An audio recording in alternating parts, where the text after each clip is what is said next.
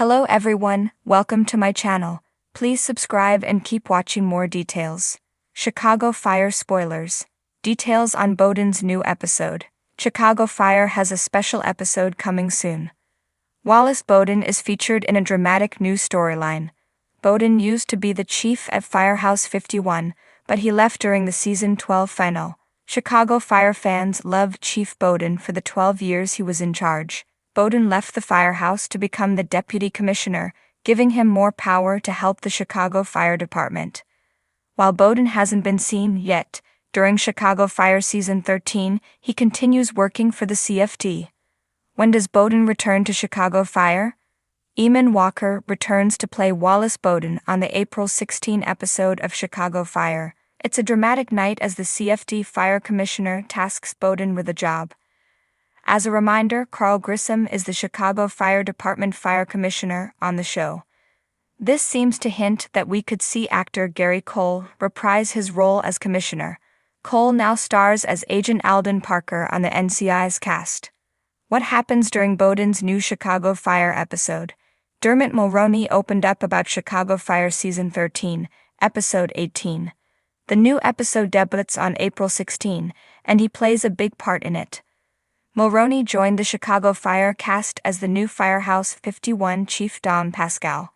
Pascal has had some issues on the job, the most recent being the loss of his wife, Monica Pascal. Monica died in a traffic accident, causing Pascal to spiral a bit.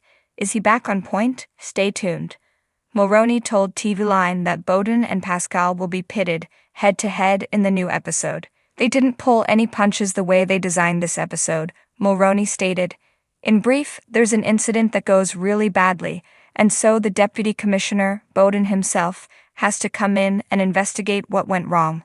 So he's asking questions of each of the people in the house about how it went down, and it gets really intense, of course, because of his allegiances.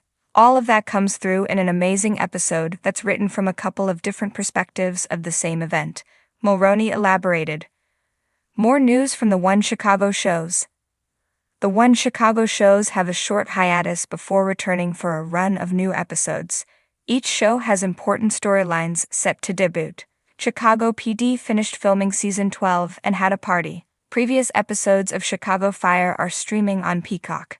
Firehouse 51 has seen its fair share of battles, flames that raged like fury, rescues that rattled the soul, and decisions that broke hearts. But in the upcoming episode titled The Weight of Command, Chief Wallace Bowden faces a crisis unlike any other. This time, it's not just about a fire, it's about the fire within. The episode opens with an eerie calm. Bowden walks into the firehouse just before dawn, the morning sun slicing through the haze outside. His stride is slower, heavier. Something's off. It's not the calls, not the department politics, it's personal. Rumors have been swirling that Bowden has been approached for a citywide deputy commissioner position. It would mean more authority, but less time at 51, less time with his family in gear. The team senses it. Severide throws a questioning look. Herman tries to pry it out over coffee. Kid, ever perceptive, watches Bowden's body language like a hawk, but Bowden keeps his cards close to the chest. Cue the first emergency call, a multi-vehicle pileup on Lakeshore Drive. The team springs into action, but things go sideways when Bowden, breaking protocol, takes a hands-on role in pulling a trapped child from a burning vehicle. The move saves the kid's life, but injures Bowden's shoulder. He shrugs it off, but the pain is clearly deeper than physical.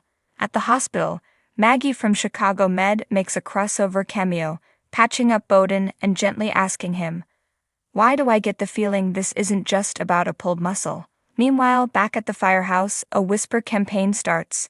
Word has reached headquarters that Bowden might be checked out. A rival battalion chief, Roland Keener, an old acquaintance with a chip on his shoulder, pays an unexpected visit.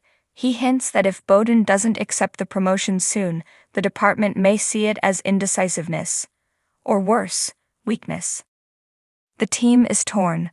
Herman is furious at the idea of losing Bowden. Mouch, still recovering emotionally from Hawkins' death, tells Bowden, "We've already lost too many damn good people."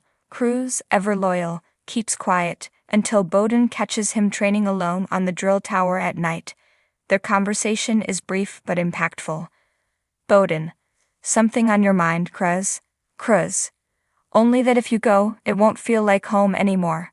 Later that night, Bowden returns to his office. He opens an old locker and pulls out a photograph. A much younger version of himself, standing beside a fire truck, grinning ear to ear. He stares at it for a long time. Then he makes a call. To Donna. Their kitchen scene is raw and real. Donna tells him she'll support him no matter what, but she sees how 51 gives him purpose. That firehouse isn't just your job, Wallace, it's your legacy. Just as Bowden is on the brink of clarity, a massive emergency erupts, an explosion at a local community center with dozens trapped inside, including kids from a field trip. The whole house is called in, it's all hands on deck. The scene is chaos. Smoke, screams, falling beams. In a powerful sequence, Bowden leads the charge inside despite his injured shoulder. There's a moment where he's pinned beneath a collapsing beam, face smeared with soot, gasping, but Ked and Severide double back and pull him free in a desperate rescue. Bowden, coughing and dazed, waves them off and shouts, "We're not leaving anyone behind." By the end of the ordeal, every trapped civilian is out. But the weight of it all, his role, his team, the danger hits him like a freight train. Back at 51, Bowden calls a meeting in the common room. The entire team gathers. Everyone's silent. Bowden looks around, at the faces that have become family. Bowden. They offered me the deputy commissioner spot. It's an honor, but I turned it down. Gasps, murmurs. Bowden, steady voice. Because here at 51, I don't just lead, I live. This place, you've made me the man I am, and I'm not ready to walk away from that. The relief on everyone's face is palpable. Mouch tears up. Cruz gives him a nod of deep respect.